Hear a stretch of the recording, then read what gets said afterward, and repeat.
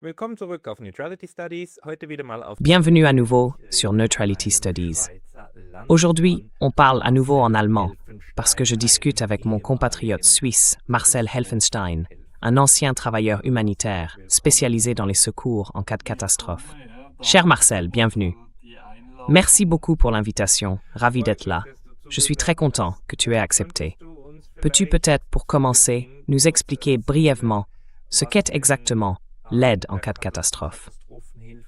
Et tu as récemment publié un article sur l'importance de la neutralité suisse, y compris pour ce type d'aide humanitaire. C'est ce dont on va parler aujourd'hui. Mais commençons d'abord par toi, ton expérience dans ce domaine, ce que fait concrètement la Katastrophenhilfe et comment tout cela se déroule. Voilà.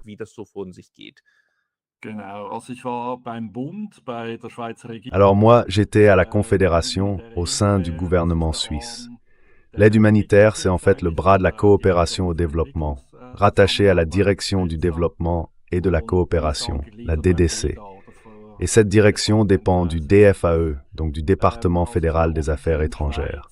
Autrement dit, c'est le bras officiel de la Suisse pour l'aide humanitaire, celle qu'on déploie lors de catastrophes ou de conflits, quand il faut intervenir tout de suite. C'est différent de la coopération au développement, qui s'occupe de projets à long terme, de reconstruction, de travail de fond. L'aide d'urgence, c'est vraiment l'aide humanitaire dans les situations de guerre ou de catastrophe, pour venir en aide aux personnes touchées, assurer leur survie et sauver des vies.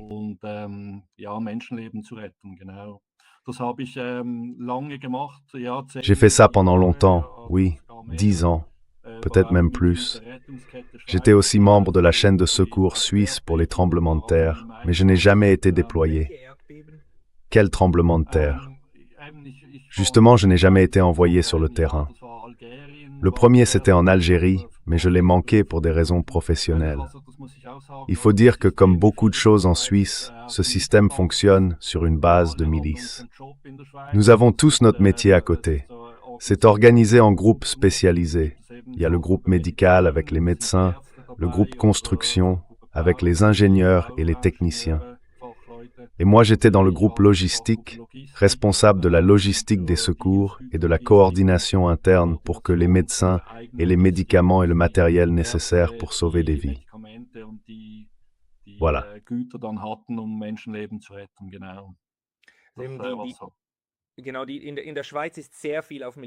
Exactement. En Suisse, beaucoup de choses fonctionnent sur la base du système de milice. Ça veut dire que tu as un métier fixe, un travail normal au quotidien.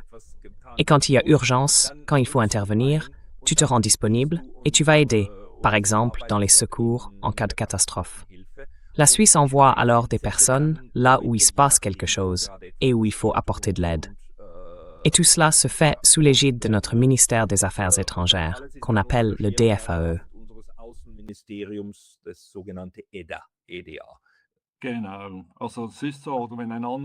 Exactement. En fait, quand un appel arrive, il faut être prêt à partir en moins de 12 heures. Tout va très vite. Ce sont ce qu'on appelle des équipes d'intervention immédiate. On reçoit un appel et on peut dire « Non, en ce moment, c'est pas possible ». Alors à Berne, il passe à la personne suivante sur la liste et appelle les autres. C'est comme ça qu'un nouveau groupe se forme à chaque fois, selon qui est disponible. Parce que vraiment, le facteur temps est crucial. Ma première mission, c'était en janvier 2005, après le tsunami de décembre 2004, en Extrême-Orient, en Indonésie. Cette région a été très durement touchée, mais on en a moins parlé, parce qu'il y avait moins de touristes occidentaux qu'en Thaïlande, par exemple. Là, c'était dans la ville de Banda Aceh, tout à l'ouest de Sumatra, un peu plus de 100 000 habitants, 70% de destruction. Et c'est là qu'on comprend à quel point le temps compte. Il faut arriver très vite sur place pour pouvoir sauver des vies. C'est vraiment essentiel, oui.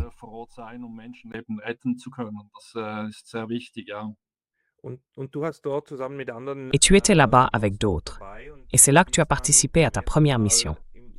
Alors, comment ça se passe concrètement? Vous avez tous vos domaines de spécialité. Quel est le tien? Et dans ce genre de situation, où et comment peux-tu sauver des gens? dann Leute retten. Oui, alors, mon domaine, c'est la logistique.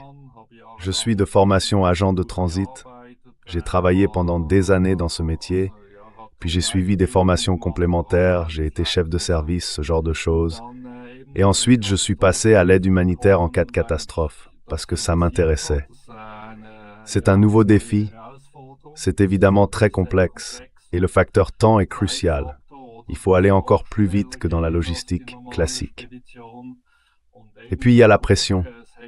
Des vies humaines dépendent de la façon dont on travaille, de la qualité et de la rapidité de notre travail. C'est ça qui m'a motivé, entre autres.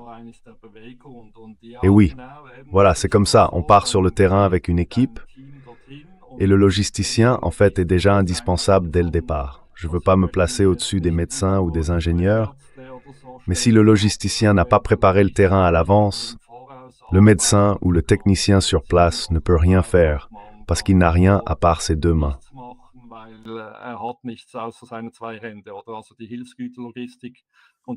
Donc, la logistique de l'aide humanitaire, mais aussi celle de notre propre approvisionnement, avoir de quoi boire, manger et une tente pour dormir, tout ça est absolument essentiel.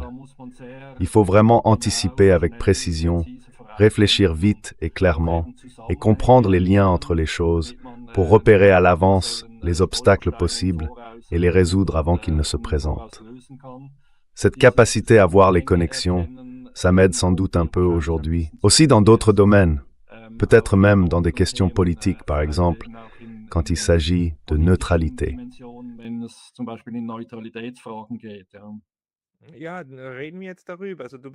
Oui, parlons-en maintenant. Dans ce cas, tu n'es pas le médecin qui opère sur le terrain, mais plutôt celui qui veille à ce que le médecin ait son scalpel. Tu es celui qui s'assure qu'il y a de l'électricité sur place, que la tente est montée, bref, que tout ce qu'il faut pour pouvoir travailler est là. Alors, dans quelle mesure la neutralité suisse joue-t-elle un rôle là-dedans? Parce qu'il y a aussi d'autres pays qui pratiquent la protection civile, qui interviennent et proposent leur aide lors de catastrophes. Comment est-ce que toi, tu intègres la neutralité suisse dans ce contexte?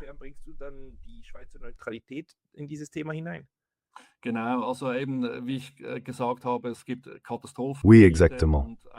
Comme je l'ai dit, il y a des zones sinistrées, et en fait des zones de guerre, même si au fond les zones de guerre sont aussi des zones sinistrées. Mais après 15 ans, ou disons 15 missions en 10 ans, un certain cynisme finit par s'installer, presque naturellement. La neutralité, elle, devient surtout importante dans les zones de guerre. Ma première mission, c'était en Indonésie. Ensuite, j'ai beaucoup travaillé au Proche-Orient, parce que là-bas, évidemment, les crises sont fréquentes. Israël était entré au sud Liban, c'était déjà pas la première fois. C'était en 2005 ou 2006. Nous avions dû évacuer des citoyens suisses par le Liban, donc via le trajet Liban-Chypre. Puis, en 2009, j'étais en Israël et en Palestine, à un moment où Israël entrait encore une fois dans Gaza et bombardait. J'étais sur place, et j'étais aussi en Libye, quand la guerre d'intervention de l'OTAN contre Kadhafi a eu lieu. Là, j'étais à l'est, à Benghazi.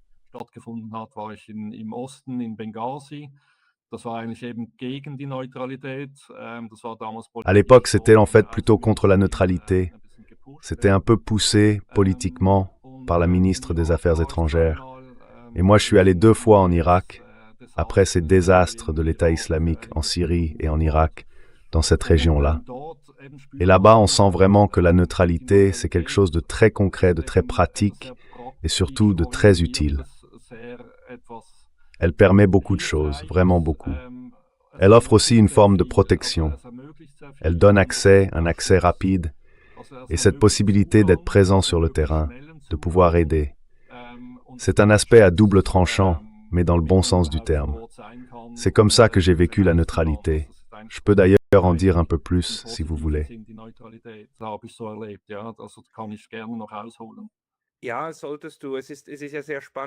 Oui, tu devrais.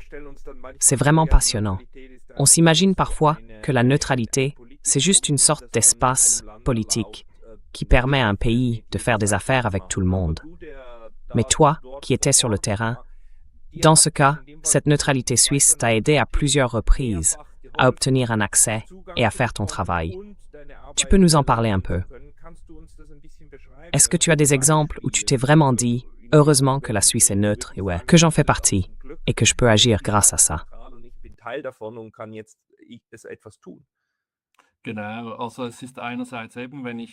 Oui, exactement. D'un côté, quand je dois travailler sur le terrain comme spécialiste, en collaboration avec les ministères, on a tout simplement un accès plus rapide. À l'époque, les gouvernements savaient encore vraiment que la Suisse était neutre. Et ça ouvrait plus facilement les portes, que ce soit auprès des responsables ou des ministères. On obtenait aussi plus vite les documents ou les autorisations nécessaires pour pouvoir importer ou faire venir par avion les aides humanitaires. Ça, c'est le premier point, le facteur temps. Et puis, il y a aussi la question de la sécurité. Par exemple, en Ukraine, j'y étais aussi en 2015.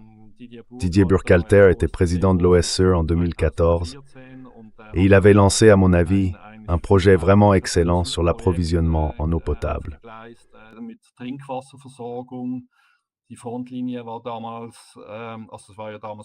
À l'époque, la ligne de front, c'était encore officiellement une guerre civile déjà dans le Donbass. Et nous, on livrait de l'aide humanitaire pour le traitement de l'eau potable. Ces installations se trouvaient des deux côtés de la ligne de front. La ligne était d'ailleurs très irrégulière, très imbriquée. Donc quand on arrivait à remettre en marche les stations de traitement, en réalité, les deux camps en profitaient, oui, aussi bien du côté de Kiev que du côté du Donbass. Et moi, je devais accompagner ces convois d'aide depuis Dnipro jusqu'à Pokrovsk, la ville qui vient justement d'être prise par les Russes ces dernières semaines. Là-bas, je devais sans cesse franchir des points de contrôle, passer par des checkpoints militaires, être contrôlé à chaque fois.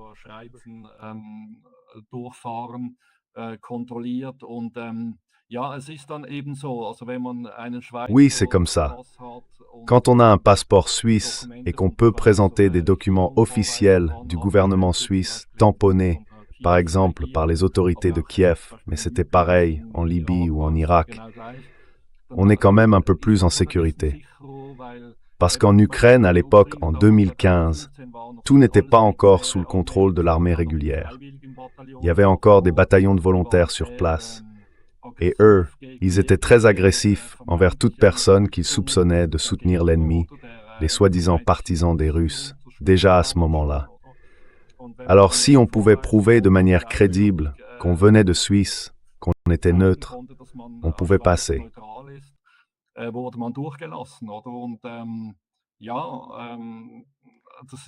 Oui, c'est vraiment essentiel de préserver ce bien précieux qu'est la neutralité. Et c'est pour ça que je veux aussi prendre la parole, fort de mon expérience, de ma pratique. Parce que la neutralité, c'est fondamental. Surtout quand on veut non seulement jouer un rôle politique de médiation, mais aussi apporter une aide concrète. Quand on voit après des guerres les mouvements de migration ou de réfugiés, on comprend à quel point il est important de pouvoir aider directement sur place, et peut-être même d'éviter que ces flux de réfugiés ne se forment. Pour cela, il faut pouvoir agir sur le terrain en tant qu'acteur neutre. Mais si cette neutralité devient moins évidente, comme c'est le cas aujourd'hui avec la politique envers l'Ukraine, alors, en 2026, on aurait sans doute du mal à franchir la ligne de front. Parce qu'à mon avis, on ne serait plus perçu comme neutre par l'une des parties.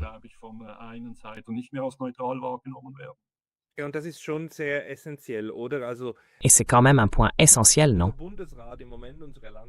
En ce moment, notre Conseil fédéral, donc notre gouvernement, part du principe que la Suisse est militairement neutre. Mais sur le plan politique, elle se range clairement du côté de l'Occident et de l'Ukraine. Elle applique par exemple des sanctions contre la Russie et tout ce qui va avec, comme le font les pays occidentaux. Mais le résultat, c'est que les Russes disent maintenant « Eh bien, nous, on ne vous considère plus comme neutre. »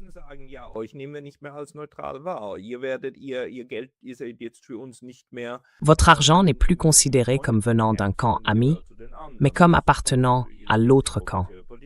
C'est désormais leur position officielle. Et ça retombe directement sur des gens comme toi ou sur d'autres bénévoles qui en réalité n'ont rien à voir avec la situation politique, mais qui veulent simplement faire leur travail, comme tout le monde le souhaite d'ailleurs. Mais une fois sur le terrain, si on n'est plus perçu comme neutre, et élu comme neutre, les problèmes deviennent bien plus graves. Est-ce que je comprends bien?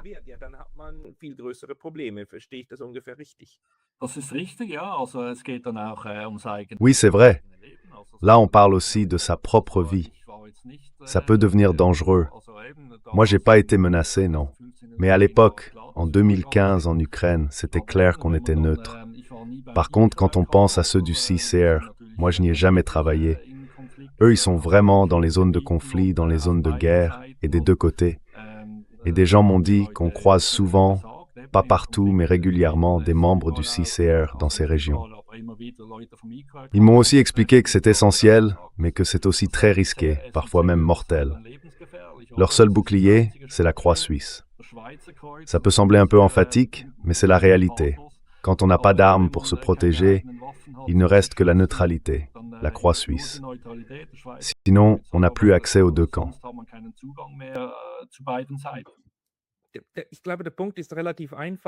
Je pense que le point est assez simple. La meilleure protection, c'est quand aucune des deux parties n'a envie de te tirer dessus. Dans ce cas, ça se passe plutôt bien, non? Enfin, on peut encore faire quelque chose. Mais dès qu'un des camps commence à se dire « Oui, peut-être qu'il vaut mieux qu'il soit mort plutôt que d'aider l'ennemi », là, on a vraiment un problème.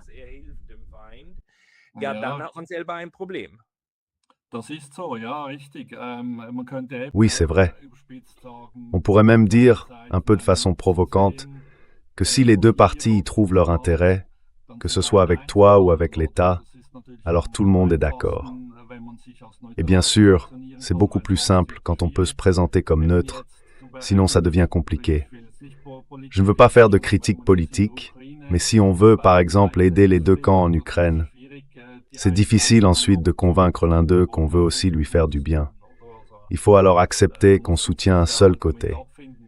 Et pour moi, la vraie question c'est, est-ce qu'on le veut vraiment? Et comment la Suisse peut-elle être plus utile?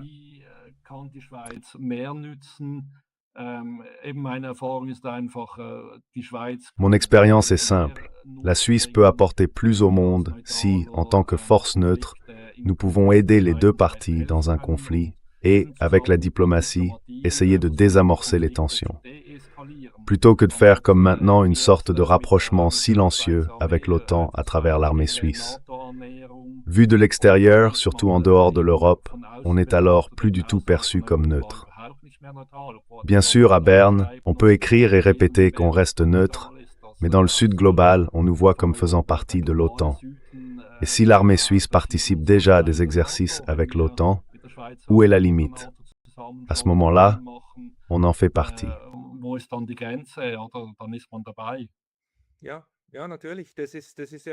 Oui, bien sûr. C'est justement ça, le problème de cette perception extérieure. On ne peut pas la contrôler soi-même. Ce sont les autres qui décident de ça. Et c'est très important, oui. Mais il y a aussi cette question de l'aide. Parce qu'il y a des gens, même en Suisse, qui disent non, il ne faut pas aider les Russes. Il ne faut rien leur donner. Ils ne devraient rien recevoir de bon de la Suisse. Mais ce que toi tu as fait, ce n'est pas aider les Russes. Tu as essayé d'aider les Ukrainiens du côté russe du front, non? Donc en fait, tu aides les gens des deux côtés, les civils, si je t'ai bien compris. Il ne s'agissait pas d'aider les soldats russes ou ceux du Donbass. Il s'agissait d'aider les civils.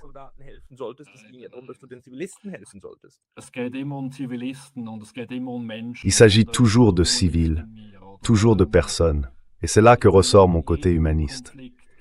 Je veux dire, dans tout conflit, il y a deux camps.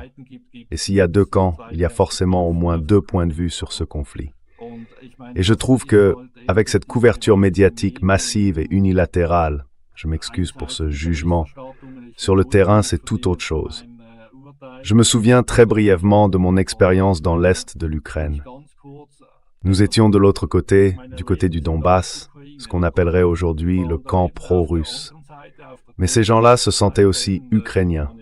Ils étaient simplement extrêmement en colère contre le gouvernement de Kiev, parce qu'à l'époque déjà, il avait coupé tous les flux financiers, plus de retraites, plus de financement pour les hôpitaux et ainsi de suite.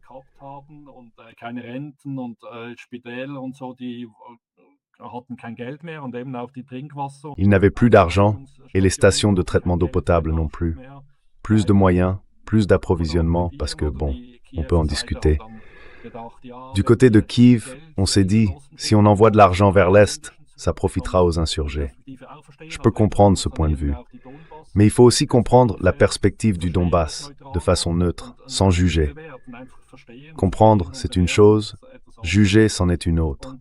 Et quand on a fait la livraison à Bokovsk, c'était déjà presque du côté pro, enfin non, c'était juste avant que ça devienne clairement pro-russe. Mais les gens, eux, étaient plutôt critiques envers Kiev.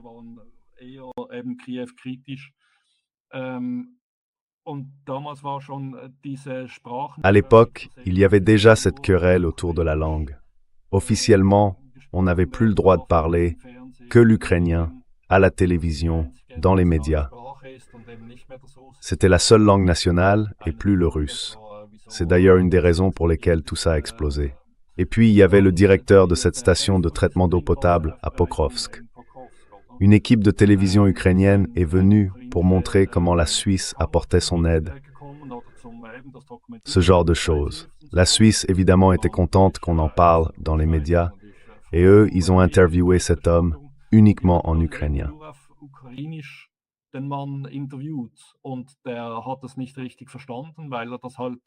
Il n'avait pas vraiment compris, parce que, bon, il avait plus de 50 ans, et à l'école, à l'époque, on apprenait que le russe. Il n'avait jamais appris autre chose.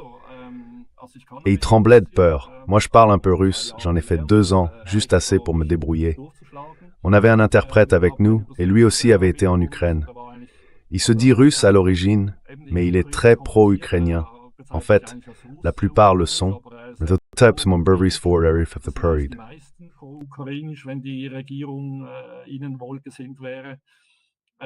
Der war dann wirklich auch erschrocken, weil hat dann eben auch zum ersten Mal gesehen, dass es eben nicht eigentlich russische Propaganda ist, wie die Leute so ein bisschen eben unterdrückt oder sich bedroht fühlen, sondern dass es eben schon auch Realität ist, oder dass eben der Mann hat wirklich gezittert vor Angst, weil er irgendwie gedacht hat, es gibt nachher Konsequenzen, weil das war so eine rechtsfreie Zone dort zwischen diesen Fronten, mit diesen freiwilligen Bataillonen.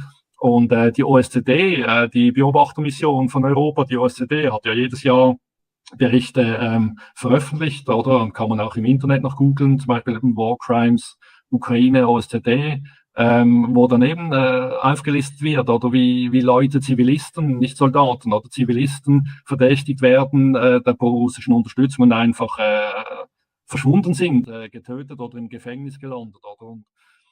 Und das war eben schon auch.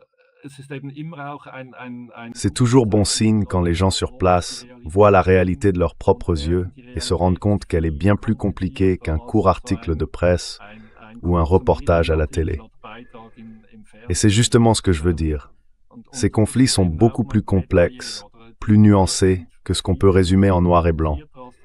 Adopter une position neutre, ça aide à s'y retrouver un peu, à comprendre les deux côtés, à percevoir toute cette complexité. Et puis quand on reste neutre, on a aussi plus facilement accès aux informations, aux personnes à l'autre camp. Si on ne l'est pas, on n'y arrive tout simplement pas. On reste bloqué d'un seul côté, avec une seule perspective. Et ça, c'est vraiment dommage. Oui.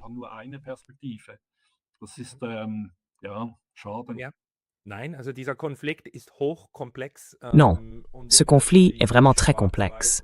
Et cette tendance à tout voir en noir et blanc, surtout en Europe en ce moment, ça n'aide absolument pas. Juste une petite parenthèse puisque nous en parlons. Je ne peux que recommander le livre de Benoît Paré, What I Saw in Ukraine. Benoît Paré, un Français qui a travaillé pour l'OSCE et qui était au même endroit que toi. Je ne crois pas, tu l'as rencontré par hasard? Probablement pas, hein? Non, mais toujours les voitures filées à toute vitesse. Il a écrit un gros livre sur tout ce qu'il a vu. Mais il a aussi vécu des deux côtés du front. Il a connu les deux réalités. Et toi, bien sûr, tu as aussi cette perspective de la protection civile. Par exemple, vous avez réussi à faire couler l'eau à nouveau. ce qui est aussi un acte politique. Il faut convaincre les deux camps de ne pas faire sauter cette centrale, non? Tu peux nous en dire un mot? Also, ja. Kannst du darüber was sagen? Ja, ist so. Also der Chef dort von Oui, c'est comme ça. Aufbereitung in Pokrovsk, Le responsable de la station de traitement d'eau potable à Pokrovsk m'a montré, en lien avec les crimes de guerre, comment les installations de traitement d'eau avaient été bombardées par le côté de Kiev, probablement par des bataillons de volontaires. C'était une situation très confuse et très complexe. Ils ont aussi visé les conduites d'eau potable pour que, en gros, l'autre camp, l'ennemi, n'ait plus rien à boire. Ensuite, quand on a voulu réparer ces conduites, les gens qui s'en occupaient ont été pris pour cible à leur tour. Donc au final, ce n'était plus du tout possible. Et en fait, c'était censé être un vrai coup d'éclat. Und eigentlich eben, das war eigentlich ein Glanzstück. Also ich war irgendwie selber auch stolz. J'étais moi-même fier d'avoir été un petit rouage de ce projet dans lequel les deux parties avaient confiance. La Suisse est neutre et on nous fait confiance pour ça. On aurait pu craindre, par exemple, que nous ajoutions quelque chose dans les produits chimiques que nous livrions pour purifier l'eau potable, que l'eau ne soit pas vraiment propre et que les gens refusent de la boire, simplement parce qu'ils ne nous feraient pas confiance, ou parce qu'ils penseraient que nous sommes peut-être du côté de Kiev ou de Moscou, peu importe. Et c'est justement là que la neutralité est essentielle. Quand on est neutre, on est accepté et on garde l'accès aux gens des deux côtés. Et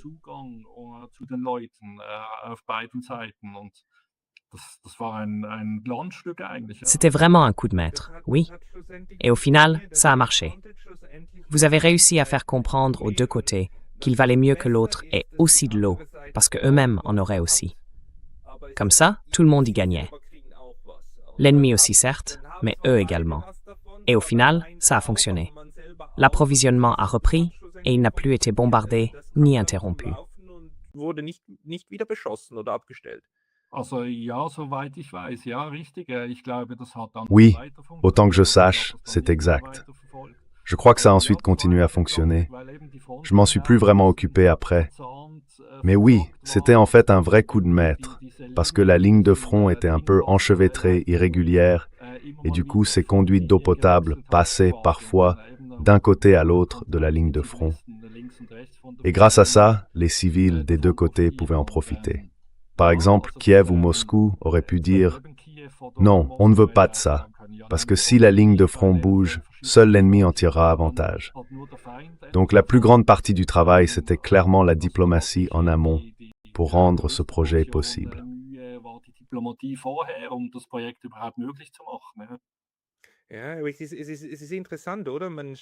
C'est intéressant, non? On imagine souvent ces choses-là, et surtout la neutralité, comme quelque chose d'assez abstrait. Mais en réalité, dans des situations comme celle-là, c'est un outil très concret sur lequel on doit pouvoir compter. Et l'expérience que tu as, que les gens du CICR ont aussi, ou encore ceux de l'OSCE, qui se trouvent dans des positions similaires, même s'ils ne sont pas directement rattachés à un pays, elle est vraiment importante. Peux-tu peut-être expliquer un peu plus en quoi le lien avec la Suisse officielle reste essentiel, non seulement pour le CICR, mais aussi pour vous dans la protection civile?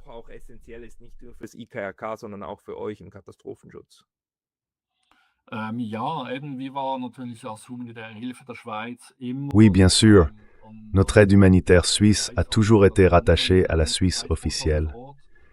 Nous avons toujours travaillé en lien avec les ambassades suisses sur place, parce que nos projets avaient besoin d'un certain travail diplomatique en amont pour pouvoir exister.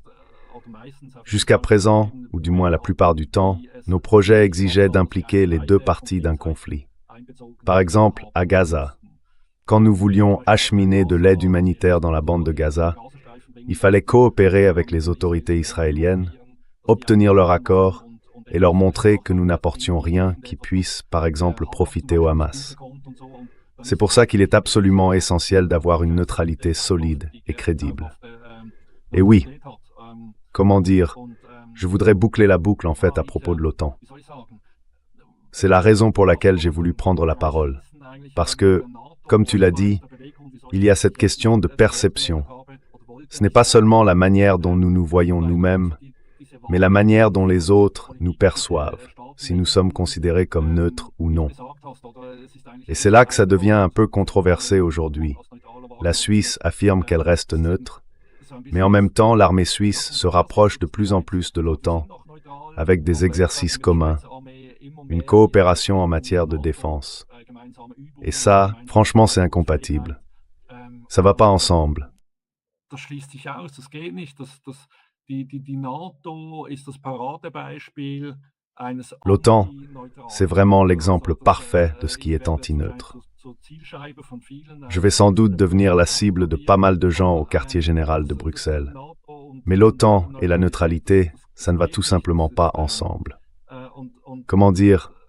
Je reste un peu sans voix de voir la Suisse se laisser entraîner là-dedans comme ça. Je ne me permets pas de critiquer notre propre gouvernement, mais je suis franchement perplexe de voir la Suisse avancer vers l'OTAN sans qu'il y ait eu chez nous un vrai débat de fond sur la question. Parce que le Sud global, c'est-à-dire en gros tous les pays en dehors de l'Occident, l'Europe, l'Amérique du Nord, l'Australie ou tout ce qu'on rattache à l'Ouest, tout ce qui est en dehors de ça, eh bien, c'est tout le reste du monde.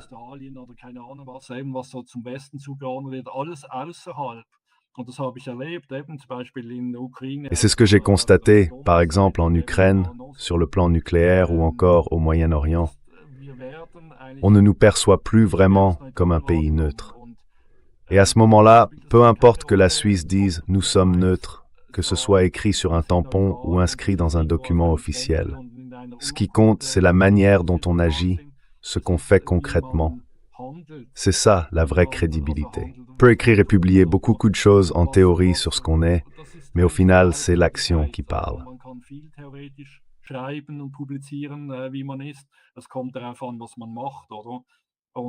Tout dépend de ce qu'on fait.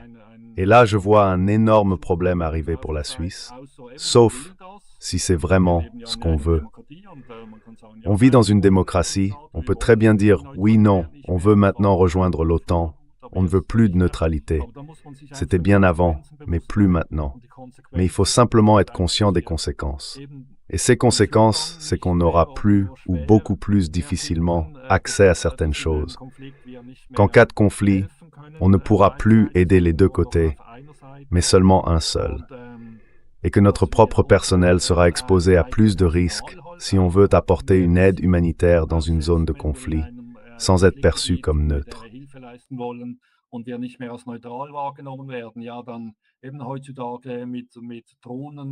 Oui, aujourd'hui, avec les drones et les tirs d'artillerie qui vont sur des kilomètres, on se dit vite, bon, peu importe, ils sont pas neutres, de toute façon. Ils aident les ennemis.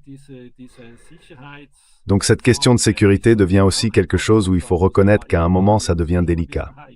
Il faut alors se retirer et n'apporter de l'aide que là où un camp est d'accord et peut assurer la protection. Et ne plus dépendre du fait d'avoir besoin de protection des deux côtés. Ce serait, disons, les conséquences logiques aussi sur le plan diplomatique et tout ça. Mais ce n'est pas mon domaine.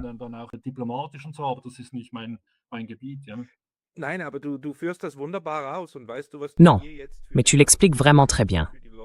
Et tu sais ce que tu es en train de décrire ici, pour la protection civile et pour les gens sur le terrain.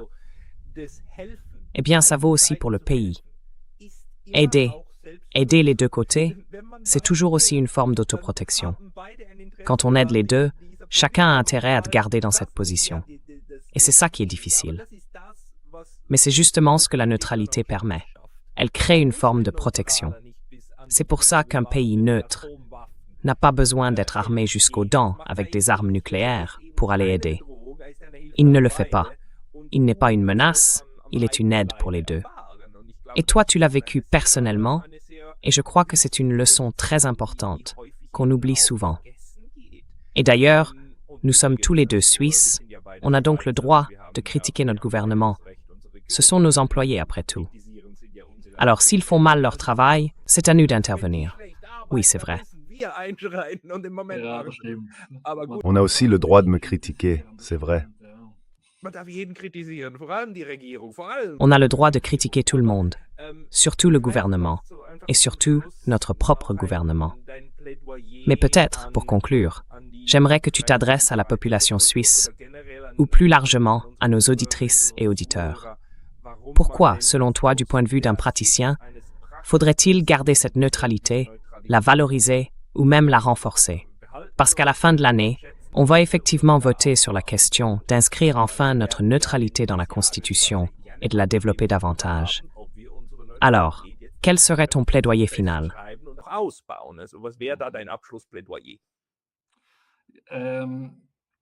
Richtig.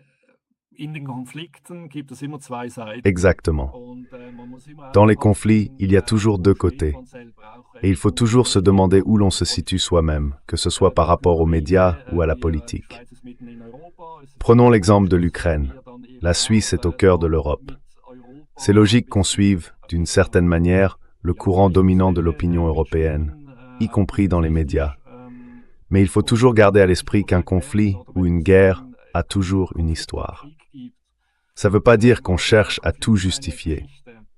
Ce qui m'importe, ce sont les gens, les civils. Et aussi les soldats, ce sont des êtres humains eux aussi, qui meurent pour une cause politique qui, des décennies plus tard, peut sembler totalement inutile. Et ça, c'est vraiment triste. Là, c'est l'humaniste en moi qui parle.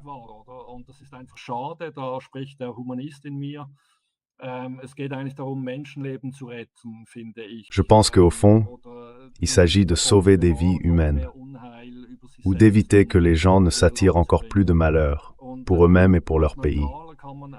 Et quand on est neutre, on peut tout simplement dire les choses plus facilement, plus directement, et on a surtout la possibilité d'aider les deux côtés. Mon plaidoyer, ce serait simplement de dire, on aide davantage les gens quand on essaye de désamorcer les conflits, quand on cherche à assurer leur survie, à apporter une aide à la reconstruction, à recréer du dialogue, même par toutes petites étapes. Par exemple, autour du traitement de l'eau potable. C'est un petit pas, mais qui peut permettre de retisser des liens, de forcer les gens à se reparler, et peut-être de se rendre compte que finalement, l'autre n'est pas si terrible, que ce n'est peut-être pas vraiment un ennemi.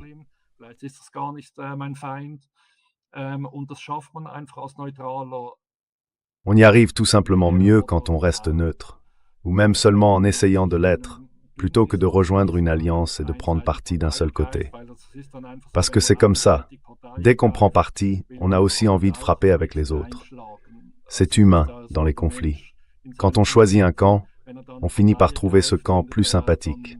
On déploie son drapeau, on veut participer, aider, se battre avec eux. Mais, si on regarde les choses à la lumière du bon sens, au fond, c'est tout aussi absurde que de ne pas essayer de rester neutre, de garder un peu d'objectivité et d'aller vers les deux côtés. Et je pense que c'est ce qui sert le mieux les gens. La neutralité, c'est simplement la base qui permet de garder une certaine objectivité. Voilà, c'est ça mon plaidoyer.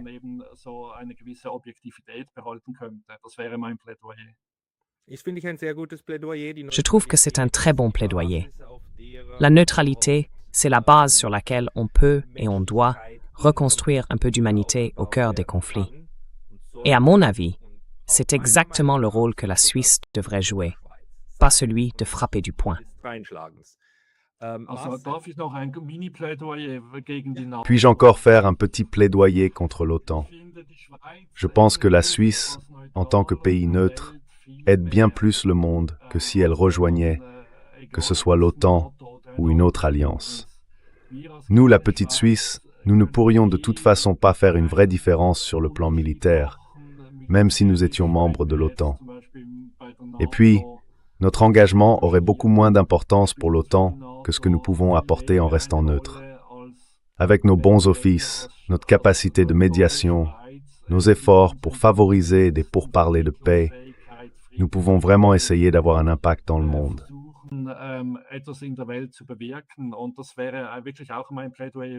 Et ce serait vraiment aussi mon plaidoyer pour la neutralité. Parce qu'en tant que Suisse, tel que je l'ai connu pendant mes 51 années, on peut faire et apporter tellement plus à l'humanité. Rester neutre et mettre en avant nos bons offices, c'est à mon sens un bien plus grand pour le monde. Et c'est là qu'on se trompe parfois sur ce qu'on appelle le progrès. Être neutre, Ça ne veut pas dire construire un mur et se désintéresser de ce qui se passe ailleurs, du moment qu'on vit bien chez nous. Non, ce n'est pas ça du tout. La neutralité, au contraire, permet d'agir, de contribuer activement à la paix, à la compréhension entre les peuples. Et là, c'est vraiment l'humaniste en moi qui parle. Oui, ce serait vraiment mon mot de la fin.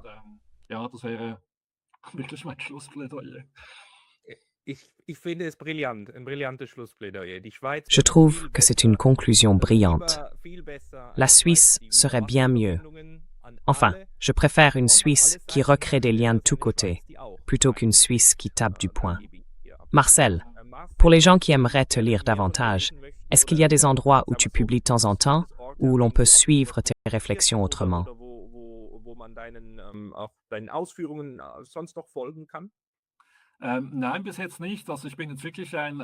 Non, pas pour l'instant. Je suis vraiment un produit de la démocratie directe. En tant que simple citoyen, je me suis levé, sans emphase, mais avec l'envie de prendre la parole et de partager mon expérience. Et je me rends compte que c'est une perspective assez intéressante. Peut-être qu'il y aura quelque chose à l'avenir, peut-être que je pourrai en parler un jour, mais pour le moment, il n'y a rien. Je suis neutre, juste un citoyen ordinaire.